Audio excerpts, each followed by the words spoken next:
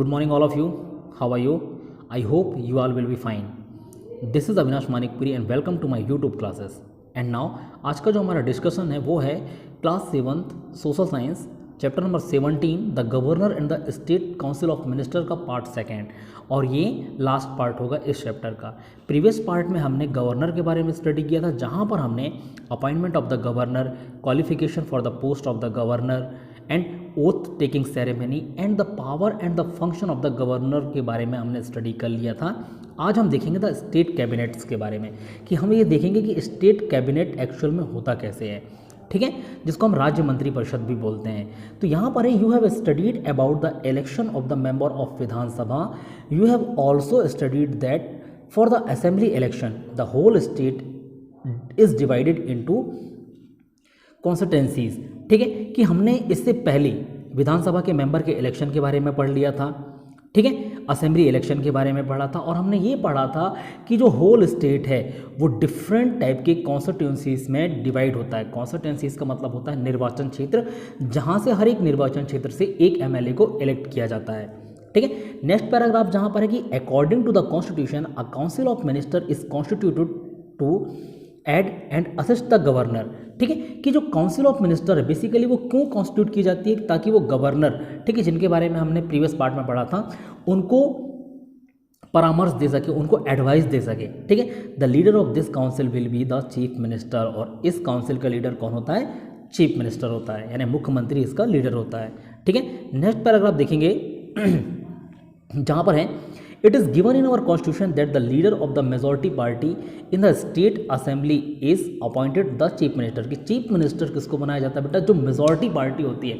Majority का मतलब कि जैसे हम देखें एमपी में, तो एमपी में 230 विधानसभा सीट्स हैं, यानी 230 कॉन्स्टिट्यूंसीज हैं, उनमें से जिसकी मेजॉरिटी यानी जिसको 50% से ज़्यादा सीट्स मिलेंगी, जैसे 230 का 50% होता है 115, यानी किसी भी पार्टी को मेजॉरिटी में आने के लिए 116 सीट्स की ज़रूरत होगी। तो जिसकी पार्टी की मेजॉरिटी होगी उस पार्टी का लीडर जो वो चीफ मिनिस्टर बन जाता है, ठीक है। रिसेंटली मध्य प्रदेश में आप देखेंगे कि इससे पहले जो थी वो भी देखेंगे आप, तो कांग्रेस की सरकार बनी थी जहाँ पर कमलनाथ जी मुख्यमंत्री थे, लेकिन बाद में उनका बहुमत सिद्ध नहीं हुआ, ठीक है, मेजॉरिटी नहीं आई, तो उनकी पार्टी, उनकी जो गवर्नमेंट थी वो हटा दी गई, और बाद में फिर बीजेपी की गवर्नमेंट बनी क्योंकि उन्होंने अपना बहुमत सिद्ध कर दिया, ठीक है। और इनके चीफ मिनिस्टर कौन बनाए गए? शिवराज सिंह चौहान, ठीक है। देखेंगे नेक्स्ट लेगा कि सम टाइम 2 और more parties combine and elect their leader, कि कभी कभी क्या होता है कि कुछ पार्टीज, ठीक है, 2 या 2 से अधिक पार्टीज मिलकर गवर्नमेंट बनाती हैं। जैसे कांग्रेस के साथ हुआ था एमपी के चुनाव में, कि उनकी सीट जो थी वो लगभग 114 थी, उनको मेजॉरिटी के लिए 2 सीट्स की ज़रूरत थी, तो किसी और 2 पार्टी, वो हो सकते हैं कि इंडिपेंडेंट कैंडिडेट हो, जिनको निर्दलीय उम्मीदवार बोलते हैं, और जो चुनाव जीत जाते हैं वो लोग यदि सपोर्ट कर देते हैं तो गवर्नमेंट बन जाती है। तो इसी को यहाँ पर, इसी को हम कॉलिजन गवर्नमेंट भी बोलते हैं। But they have to prove their majority in the house, ठीक है, ऐसी कंडीशन पे हाउस में उनको अपनी मेजॉरिटी प्रूव करनी होती है। The chief minister is appointed by the governor, और चीफ मिनिस्टर जो होते हैं यानी जो मेजॉरिटी पार्टी का लीडर होता है ना, तो उनका अपॉइंटमेंट गवर्नर के द्वारा किया जाता है। On the advice of the chief minister he appointed the other ministers, the governor allocates the portfolios of the minister on the advice of the chief minister, कि जो गवर्नर हैं वो चीफ मिनिस्टर के एडवाइस से other ministers को भी appoint करते हैं और उनके पोर्टफोलियोज डिसाइड करते हैं, यानी कौन सा मिनिस्टर किस चीज़ का मिनिस्टर होगा, ठीक। चलिए नेक्स्ट देखेंगे, यहाँ पर लिखा है the 4 rank of the council of the ministers, की मिनिस्टर की 4 रैंक बताई गई यहाँ पर।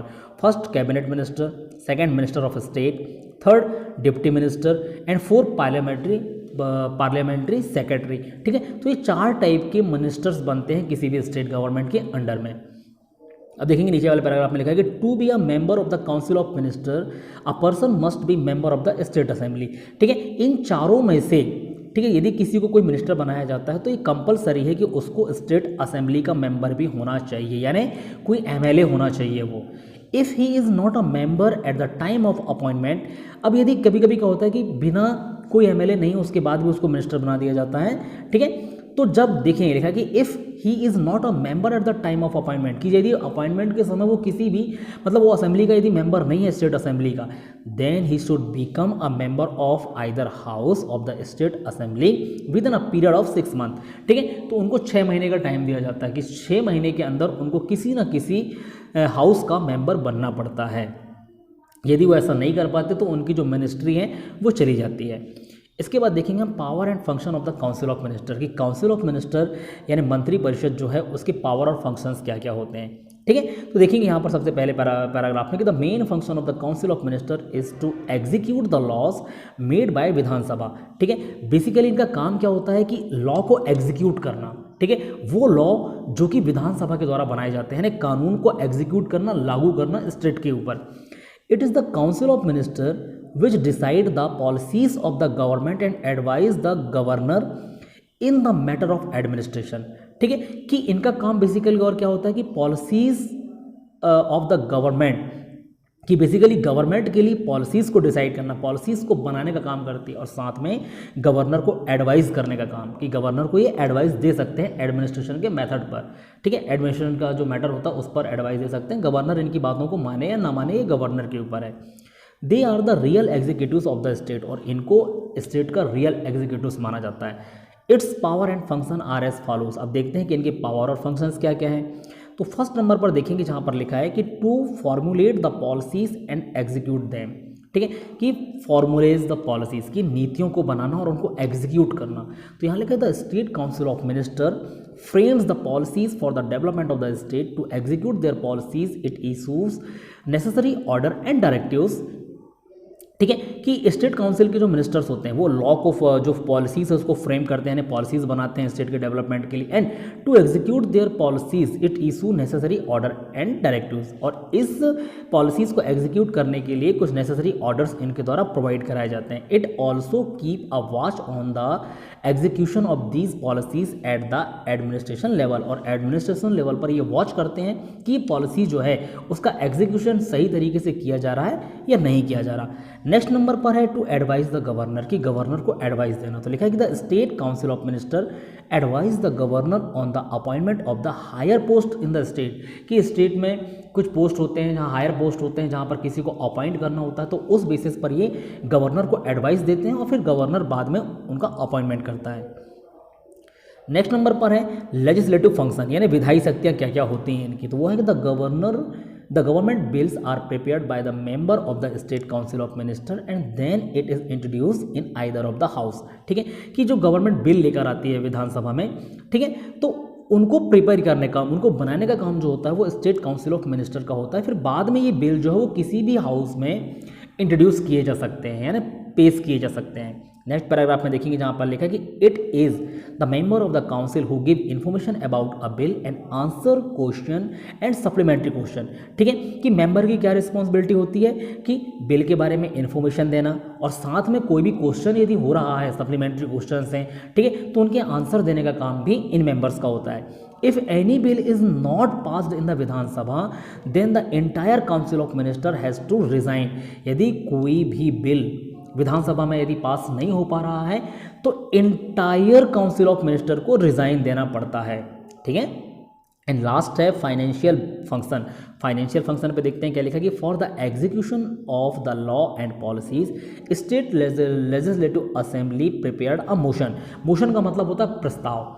ठीक है, कि किसी भी नियम या कानून को बनाने के लिए जो स्टेट लेजिस्लेटिव असेंबली है, ठीक है, वो एक मोशन प्रिपेयर करती है, एक प्रस्ताव प्रिपेयर करती है, which is known as the finance bill, जिसको फाइनेंस बिल के नाम से जाना जाता है, जिस पर फाइनेंस से रिलेटेड चीज़ें होती हैं कि कितना हमारा खर्चा होगा, ठीक है, कहाँ कहाँ पर हमको फाइनेंस को इन्वेस्ट करना है, एट्सेट्रा एट्सेट्रा।